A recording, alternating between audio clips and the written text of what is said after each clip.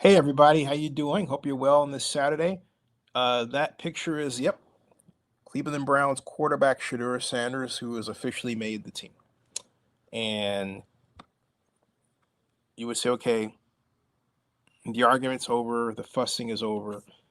And I would say, well, no, not really, because there's still the matter of the way Shedeur was handled. We could pick any number of examples that are alarming and represent an allowed racism in uh, society today that simply shouldn't be, and it's risen to levels in the media that are really are alarming and disturbing. There's no question about it. Okay, alarming and disturbing. All right, and so and so, let me take you through what I saw Friday from ESPN that caused me. All right, that caused me to make this video. Let's start on this video. All right, and I mean, there's a lot you can pick at, but first of all, the media in general was really good about focusing on the unfair way the Browns have treated Shedeur Sanders from this draft till now, and in particular during the contest on Friday, when everyone expected that the Browns would at least allow, or Saturday, excuse me, when everyone expected that the Browns would at least allow Shedeur to finish out his game. They didn't even do that. All right. So then you have Dan Orlovsky coming up and saying, well, Dillion Gabriel was basically better, and then explaining why he was better, and then Shedeur Sanders saying he was not good, and then explaining why he wasn't good. And that was it.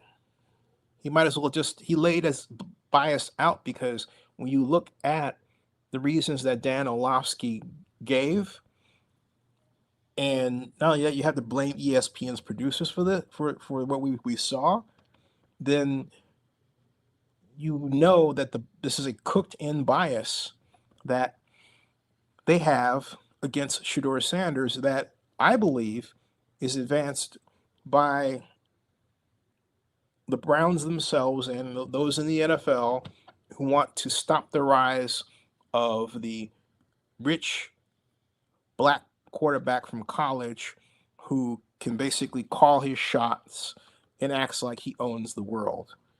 Not unlike his white counterparts who have always acted like they own the world at quarterback, because you're expected to act like that when you're the quarterback. You're expected to be confident, brash, dare we say, know it all, right? Those are the expectations. Now, I'm taking the plays that Dan Orlovsky looked at, and I'm going to start with this one with respect to Dillion Gabriel. This one. Now, he brings it up in spurts totaling 1.9 seconds. For copyright reasons, I can't actually run the video, but I can take you through key frames of it. This is the first one. And I'm showing you this one, for one reason, one primary reason, and one primary reason only, and that is to show you and demonstrate to you how this formation spreads out the Rams defense from sideline to sideline. We've got trips right, halfback to the left, along with the split in here, and you have 1, 2, 3, 4, 5 receivers. All right, spread out. Now, the Rams, if you take a look at it, are only rushing 3 men. 1, 2, 3. The linebackers are going back into coverage. It's pretty clear who would be possibly open in a formation like this. For example, you could, this 3rd and 10, you want a first down. So you could opt to 5-yard hook, quick pass, and then run for the rest. Or you can go up here with this person and then hook. All right. Knowing that you have this person here, maybe you want to bring him down the middle. But the bottom line is you can isolate the slot receiver here. There's a lot of combinations you can create. Or you got ISO over here. If you believe that your man can beat the corner on a deep route on 3rd and 10, you do that. Or if you take the back and then the back goes straight out, thus bringing in the linebacker, you can have the back here go up, widen out, and then cut in. You say cut in because you have to remember you have the safety here. You have to be careful of the existence of the safety. All right. Okay. So those are combinations you can do. But what the Browns choose to do, you'll see in 1 second, because it was textbook. But my point is, with this formation, is they give you enough room to throw into space. They give Dillion Gabriel enough room with this to throw into space. And so what they do from that is they add we go to our file list here. Excuse me. They add a file. This is the next file, and not that one. It's the one we already saw. But this is let's remove that one and then go here. Right, this is the second one in the deployment. So now you can see how the play is unfolding. The ball is snapped. It's 1.2 seconds. Gabriel is taking what will be his first of 2 steps. 2 steps and a hitch step, okay?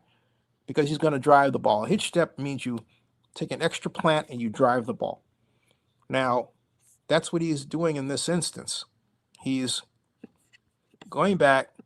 He's taking that step, and he's going to drive the ball where he needs it to be in order to achieve the completion that he wants achieved. All right, and that's what's happening here. Okay, so that's what's happening. But take another look. Take a closer look at this play and what's going on here, because what's happening here with this play is that in this situation, okay, we have 3 men. You don't have a rush, and you have the Browns offensive linemen hitting. They don't give ground much. They literally step back a step and 2. They immediately engage at the chest level. You can see how the Rams linemen, really, if you look at it in terms of the rush, you've got 2 effective rushers, the third here, but really you've got 3. All right, and linebacker here is they're in deployment. So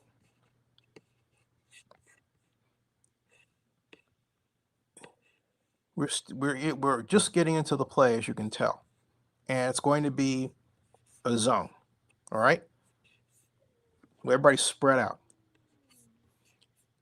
3 short, 4 short, ultimately 3 deep, with matched to the strong side over here. Why do I say that? Because you have this down. Okay, well, ultimately, the other side.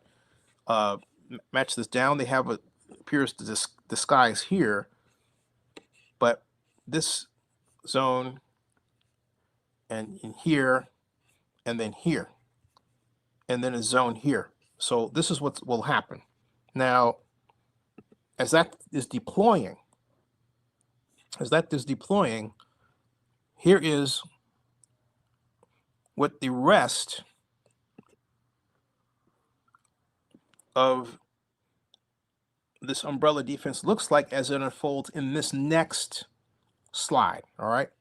So in this next slide, this is what we'll see as it unfolds. Still going back, okay? And excuse me. And then let's get when we're going to stop that screen and then pull up the other image file. Here we go. Wonder if there and there. Okay. So that's actually snap. That's not the one I want now. So I will remove that one. And here we go. All right. Now, as you can see, Gabriel's back to throw. Take a good look at where we are with this. This is now 1.9 seconds. You see in this video, all right, or rather this image, we have right here. Get the next one down there. Yeah. All right. You see that? There's Gabriel. Here is outside most slot, inside slot, and in here. So this is where the ball is going to go. All right. And so this is where the ball is going to go. You see Gabriel has his arm cocked. Look at the line. The line has barely given ground. And ultimately we have 1, 2, 3 rushers here. The fourth is here. So you have 4 rushers ultimately. The fourth one was slow to come in, but you have 4 rushers here. We have 1, 2, 3, 4, 5, 6, 7. All right. So we have 4 rushing, 4 short, 7 back, 4 up, 3 back. All right. A classic defense zone because they're off.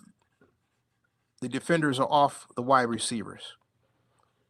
So in the next one, in the next slide here, Dillion Gabriel will,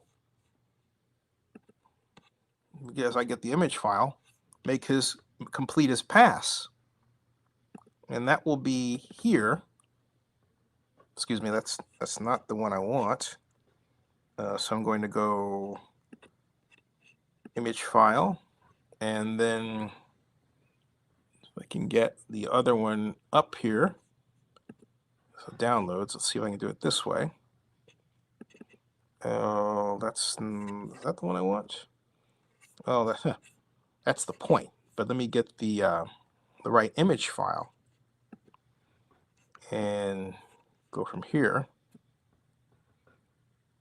so we can complete the pass. There we go. Okay, we got that one. All right, so let me make sure this lines up with what you're seeing. I found it. And then change that screen, excuse me. Let me take this, let me add this to the stage. And then let me find the other one and add it to the stage here. Like so. Image file, and then that should be it. Let's double click on that. And let's try that again. Let's go down here. Let's see what we've got. Let's remove, go that remove that one. Add that to stage and remove that one. And go back here and get the one that we want here. Okay, so he's still going here, and ultimately what I want to show you is the one where he's actually throwing the pass. And that will be, let's see here. That adds, no, remove that, remove that, remove that. Let's see here. Go get the white image file that's coming up. Oh, let's see here. Let's see, let's remove that one, and then remove that one, and remove that one, and remove that. And now we're getting one. Remove that one, and remove that for the time being, and that for the time being. Then we'll come back and we'll add the image file. Yeah, IMG 1644. So let's go get IMG 1644 image file. There is IMG 1644, and there's our pass. All right. So take a look at this at IMG 1644. All right. This is the inside hook that Gabriel's thrown. This took 2.1 seconds. The point I'm making is this is by design. All right. Gabriel takes one step, two step, a hitch step, fires. He fires on time. This is the way this play was designed. The Rams give a weak pass rush with three really mounting a pass rush, the fourth coming late, as if he was on a spy mission. Like, hey, the quarterback may run, so let's spy him. In other words, let's look for him to possibly run. So we're going to delay our rush to watch what the quarterback does. It's a common type of defensive strategy in the NFL. It goes all the way back to the 1970s, spying. But the bottom line is that Dillion Gabriel is not touched. The Browns' offensive line does not collapse because they take on the defenders immediately because it's a quick throw. And now there's some teams that like you to, like the old Steelers in the 70s, where had the big muscular arms and all that stuff. Dan Bakatovich essentially designed that offensive line physically to use their arms to block and push the on-rushing defensive lineman off and away and form the pass pocket and give Terry Bradshaw time to throw his mid-range to deep passes in their Sid Gilman-inspired passing game. This is different. This is short passing as popularized by Bill Walsh, where Gabriel is reading a key in terms of where the safety will be in lining up and deploying, indicating whether it's man or zone. He only takes 2.5 steps and he throws on time inside to the receiver on the numbers. But note, the spacing of the formation caused this. It spread out the defense to make this hole that Dillion Gabriel essentially threw to where his receiver was. All right. Okay. So very coordinated, and it's key on top of everything else that Dillion Gabriel saw this in practice more than once. He was accustomed to this play, knew how it worked, and was ready to execute it when called. Now, I'm going to show you where the Browns did not put Shedeur Sanders in that same situation. And Dan Orlovsky and the ESPN producers, I argue, deliberately failed to point that out. Deliberately. So here are the videos, the images that have to do with Shedeur Sanders by contrast and what he went through and what he experienced. An analysis of what they asked him to do, starting with IMG 1634. IMG 1634. Okay? So we'll go to IMG 1634 now in an image file. There is IMG 1634. Yep. Double click. And there that's not it. We have to get rid of this first. So we remove this one. And we have IMG, 1634 PNG. That's what that is. That's the one. This is Shedeur Sanders. Okay? Note the formation. Not spread sideline to sideline. Trips to one side. By contrast, Dillion Gabriel had trips to the right, but split in out, thereby spreading the defense and creating a hole. Notice how the defense here is constricted to two, if you look at the width, 2/3 of the width of the field and not the entire width of the field. All right? Allowing the defenders to close in on passes faster. Note the front. 1, 2, 3, 4, 5 linemen. And ultimately actually 4 linemen and 1 linebacker, but ultimately a 5-man rush. That's what this is. Did Sanders face that? No, he faced a 4. He faced a 4. He faced a 4 under pressure, okay? Not much. This is more pressure. Look at what the Browns' offensive line is doing. What are they doing? They are retreating. This is not a quick pass. They're retreating, all right? They're retreating. So already we see that Shedeur Sanders is in a situation that's going to cause him to realize more pressure from the pass rush and quite possibly get flushed out of the pocket because it's not clear by this initial deployment that he has a hot read. In other words, this back is staying in. He's not going out. You don't have the wide receiver here that's, down here. Nothing for him to throw too quick. You don't have anyone out here. He's just getting the ball. They're just getting into their routes. All right. There's nothing to say that fellow come out and hook up here, right? Which would be ideal. That'll be ideal. But they're not having him do that. There's no hot read in this. So they basically literally hung Shedeur Sanders out to dry. They hung Shedeur Sanders out to dry. Now, that's the first view.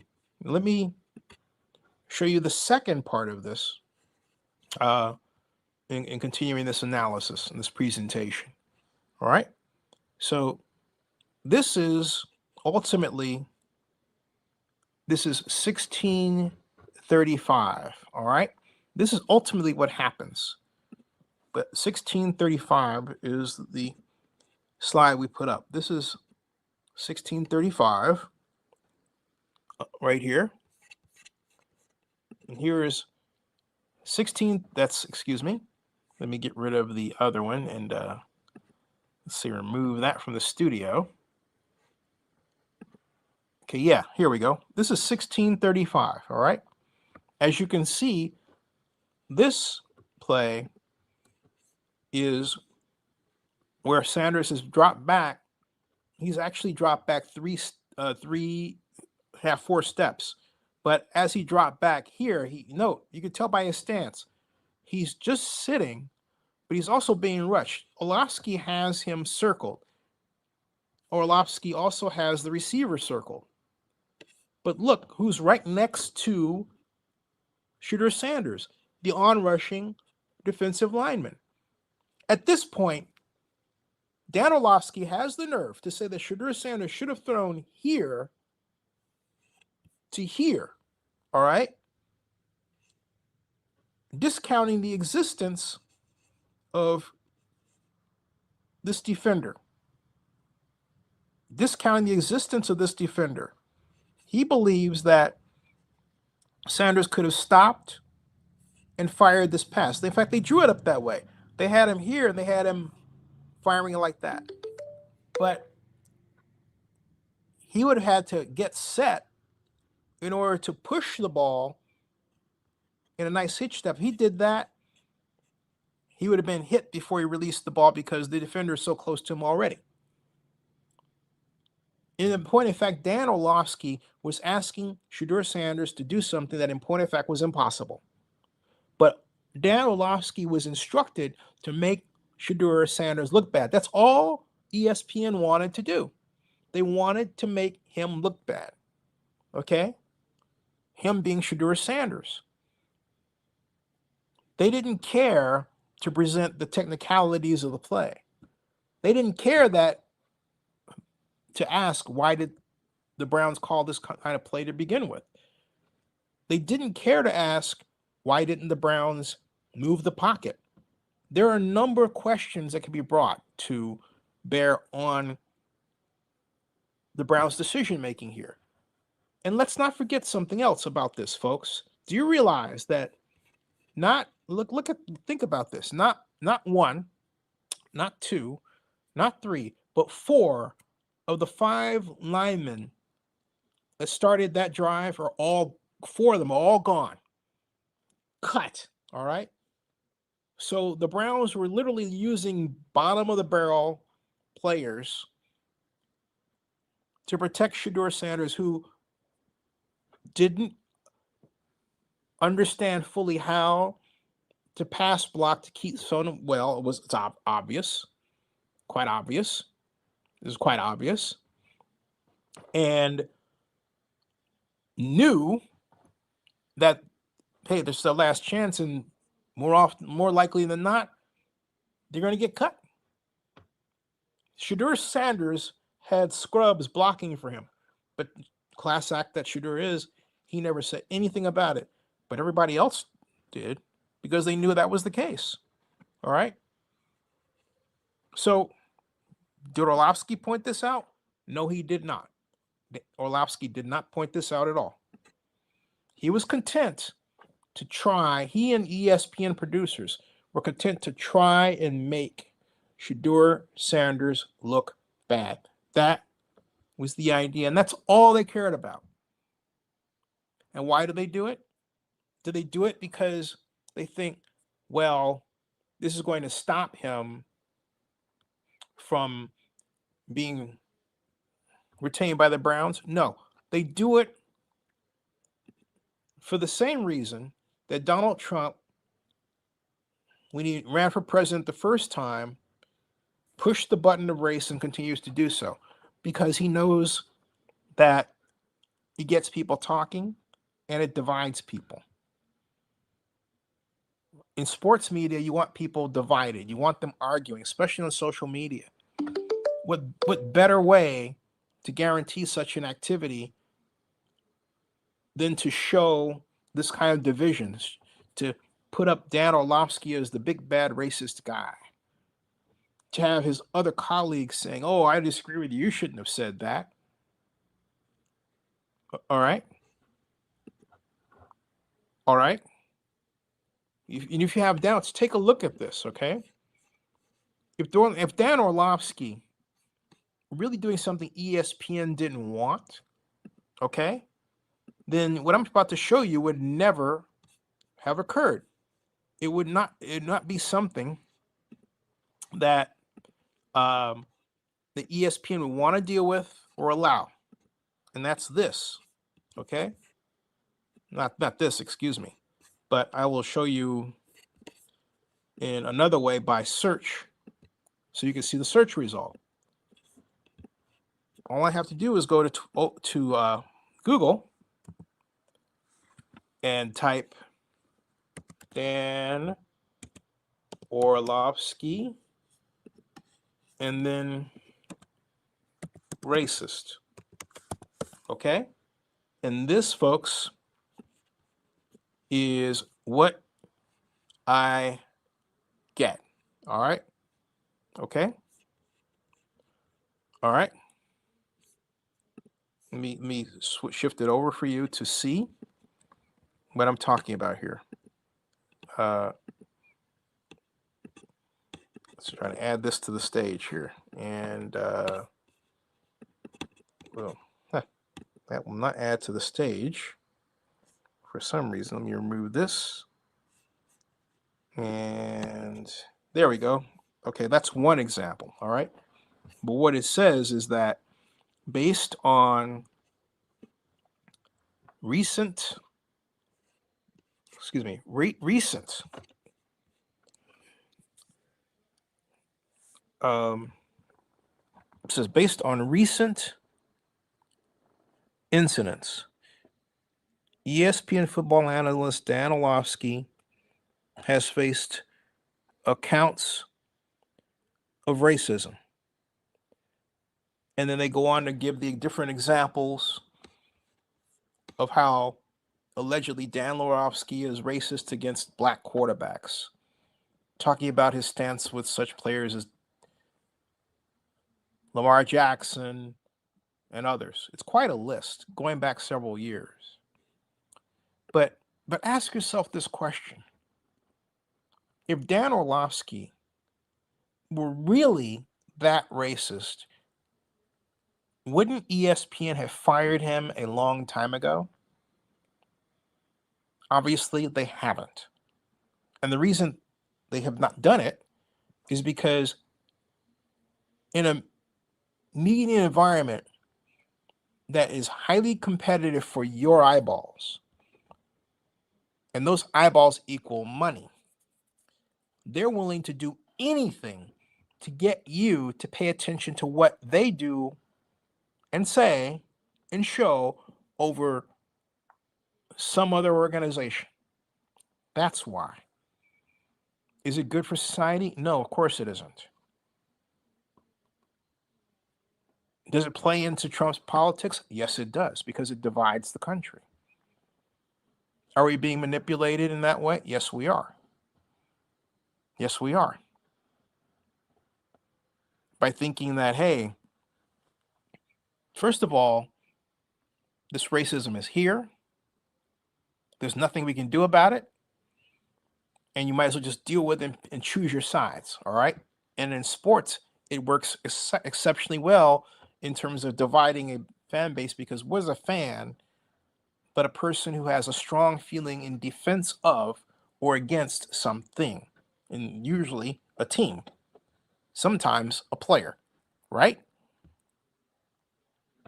It's a manipulation game. So they have no problem at all. ESPN has no problem. In fact, loves it. Absolutely loves it. If I say, hey, you know what? This Orlovsky guy, oh, he's terrible. He's racist. Oh my Lord. If I, put this up there, and they're just like, oh, eating it up. And they think this is like, terrific stuff. Okay. All right. They're racist. Okay. All this stuff. They love it. They love it. Okay. They love it. Dan's racism is obvious with his picture next to Deion Sanders and all that. It's an ugly game. It's an ugly game that can lead to the harm of a person like a Shedeur Sanders, or someone else who's not blessed with a father who's media savvy, who understands what they're trying to do to his son. And even then, it's not right. It's got to stop. And what I'm saying is that the underpinnings of this kind of media production are deeper than just, the boardrooms of ESPN. This also goes into how political consultants on national level want our politics to be conducted today. It's not good. And it needs to stop. It really does. Okay. Because ultimately, where's this going to get us? Okay, so they've got their money. So they survive as a media organization another day. But what does it do to those people out there who get triggered, who don't understand that they're being triggered, who really take seriously this stern and drum, these arguments, the issues with Shedeur Sanders that really aren't issues, and so on? Who's around to let them know that, hey, this is all just a game and you need to really just chill out and not take sides and protect or say that Dan Orlovsky's great, or want to go after him in a way that could potentially be harmful? Okay? Because there is that danger that some nutcase fan takes those actions to either player. But this is what these organizations gin up. They create this kind of environment. So you would say, what's the alternative? The alternative is simply to be coldly analytical in a way that passes the eye test. You know what you see if you're a seasoned football watcher regarding the importance of pointing out number of pass rushers there are, whether or not the play is a short pass versus a long or medium, the formation, what the formation is designed to do, like stretch the defense so that you can complete the pass. You know all of that. You should expect that your announcers present what you know at a base level, because we have that kind of society that knows football. You draw plays up for Madden. There are people who draw plays up for 7-on-7. All over the place. Now we have flag football, which uses pro concepts, highly simplified. Both men and women play flag football, or if you like, boys and girls too. Football is all over the place. People know what they're watching. And shame on ESPN for trying to fool the viewer and use Shedeur Sanders' star power as part of a racist game. It's absolutely 100% reprehensible. Share this around, folks. Subscribe to Zenny62 on YouTube and bookmark ZennyReport.com and NFL News by Zenny62.com. We'll see you.